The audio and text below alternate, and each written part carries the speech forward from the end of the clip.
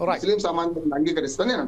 Okay right sir, ఇదే విషయంపై ఒకసారి ఫారూక్ షిబ్లీ గారి దగ్గరికి వెళ్దాం. ఫారూక్ షిబ్లీ గారు ప్రస్తుతం ఏదైతే జేపీసీ పెట్టిందని చెప్పారు, కానీ ఆ జేపీసీ మాత్రం తూతూ మంత్రంగా పనిచేసి ఎవరైతే ఎవరితోని సంప్రదించిందో, ఎవరితోని చర్చలు చేసి వాళ్ళతోని కమిటీలో సలహాలు సూచనలు తీసుకున్నదో మాత్రం ఎవరికి తెలియదు.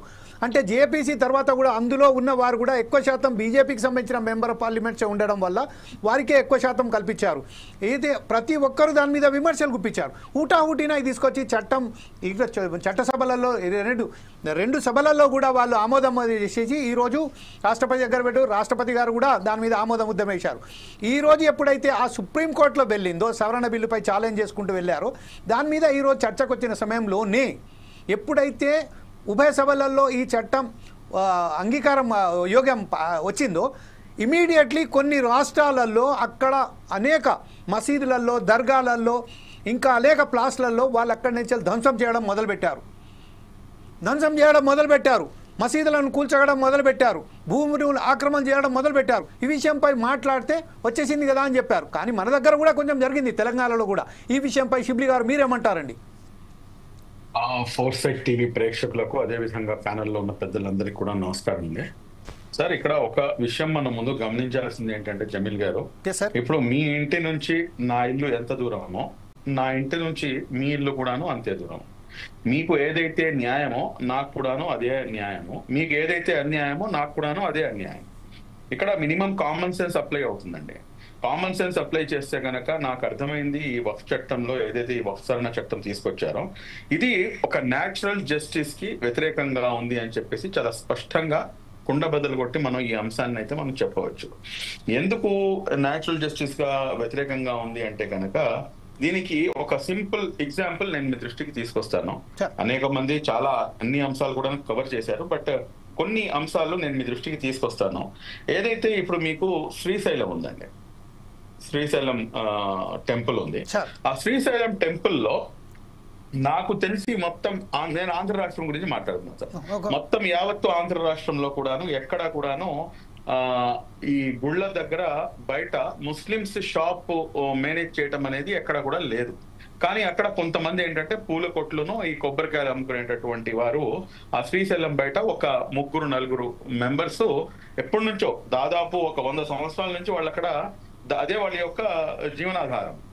దానిపై నడుస్తుంటే వెరీ రీసెంట్ గా ఏంటంటే ఒక కేసు వేసి అసలు మీరు ఇక్కడ ఇచ్చేయడానికి లేదు, ఎందుకంటే మీరు ముస్లిమ్స్ కాబట్టి మీరు ఇక్కడ ఎటువంటి ఇది చేయకూడదు అని చెప్పి సుప్రీంకోర్టు దాకా వెళ్ళిందండి ఈ అంశము. సుప్రీంకోర్టు చాలా స్పష్టమైనటువంటి నివేదిక ఇచ్చింది.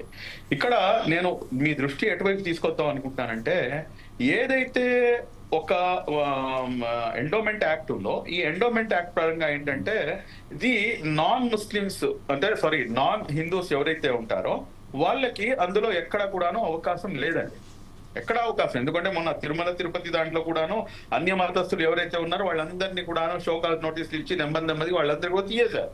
ఓకే, తీసేయండి, ఐ డోంట్, నాకు దాని మీద ఇంట్రెస్ట్ కాదు నాకు. కానీ ఇక్కడ మీరు గమనించాల్సినటువంటి అంశం ఏంటంటే, ఏదైతే ఈ వక్ఫ్ చట్టం ఉందో, ఇంతకు ముందు అమెండ్మెంట్ కాకముందు ఏదైతే చట్టం ఉందో 1954లో ఏర్పడినటువంటి వక్ఫ్ చట్టము, ఈ వక్ఫ్ చట్టం అనేది ఈ ప్రపంచంలో అందరికన్నా ఎక్కువ సెక్యులర్ యాక్ట్ ఏదైనా ఉందంటే అది వక్ఫ్ యాక్ట్ అని చెప్పేసి చాలా స్పష్టంగా చెప్పవచ్చండి. ఎందుకు నేను ఈ మాట అంటున్నానంటే, మొత్తం యావత్తు భారతదేశంలో ఏదైతే ఈ వక్ఫ్ ఆస్తులు ఉన్నాయో, ఈ వక్ఫ్ ఆస్తులు మోర్ దాన్ 90% ఈ రోజున ఎవరు అనుభవిస్తున్నారంటే కనుక అది మా హిందూ సోదరులు అనుభవిస్తున్నారు. హిందూ సోదరులు అనుభవిస్తున్నారంటే వాళ్ళు కబ్జా చేసి కాదండి, వాళ్ళు అఫీషియల్ గా వాళ్ళు లీజ్ కి తీసుకొని వాళ్ళు అనుభవిస్తున్నారు. అదేంటంటే అది హిందువుల చట్టంలో చూస్తేనేమో మాకు అసలు మీరు 1 ఇంచు స్థలం కూడాను ఎండోమెంట్ యాక్ట్ లో పరంగా మాకు 1 ఇంచు స్థలం కూడాను మాకు కేటాయించడానికి వీల్లేదు. కానీ వక్ఫ్ యాక్ట్ మట్టుకు అందరికీ కూడాను ఇవ్వచ్చు. అందరికీ కూడా, హిందూ లేదు, ముస్లిం లేడు, సిక్ లేడు, ఈసాయి లేడు, who ever it may be, ఎవరైతే అందరికన్నా ఎక్కువ వక్ఫ్ కి డబ్బులు పే చేస్తారో, లేకపోతే ఎవరైతే బిడ్ లో పార్టిసిపేట్ చేసి ఎక్కువ బిడ్డింగ్ వేస్తారో వాళ్ళకి ఇవ్వాలి అని చెప్పేసి చాలా స్పష్టంగా వక్ఫ్ యాక్ట్ చెప్తుంది. తద్వారా వచ్చినటువంటి ఏదైతే ఆదాయం ఉందో అది మట్టుకు పూర్తిగా ముస్లింలపై ఖర్చు పెట్టాలి. ఇది ఒక రకంగా ఎంత గొప్ప విషయం అండి. వక్ఫ్ యాక్ట్ ఉన్న వక్ఫ్ యాక్ట్ కి దాన్ని మీరు 100 మాటలు మాట్లాడుతున్నారు. ఇక్కడ మీరు చేస్తుంది ఏంటంటే ఈ వక్ఫ్ యాక్ట్ లోకి మీరు నాన్ ముస్లిమ్స్ ని తీసుకొద్దాం అంటున్నారు. వక్ఫ్ యాక్ట్ లోకి నాన్ ముస్లిమ్స్ ని తీసుకొస్తే కనుక ఏదైతే తిరుమల తిరుపతి దేవస్థానంలో మీరు ఏరి మరి అందరు ఉద్యోగస్తులు మీరు తీసేస్తున్నారు కదా.